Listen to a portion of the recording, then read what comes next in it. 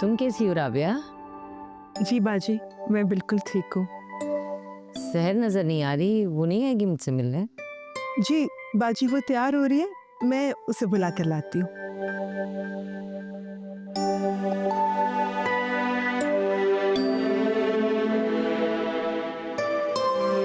सहर, सहर, उठो बेटा। सहर,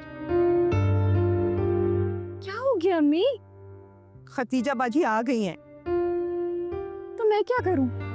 वो तुम्हें बुला रही है, मैं बहाना करके आई हूँ कि तुम तैयार हो रही हो। मुझे नहीं मिलना उनसे। ऐसे नहीं कहते, उन्होंने पूछा है तुम्हारा। चलो उठो, शाबाश। अम्मी आप क्या चाहती हैं?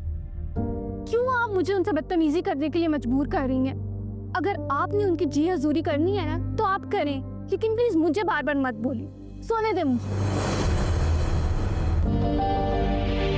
अच्छा भाई, मेरी तो तौबा है, मैं आइंदा तुम्हें कुछ कह दूं।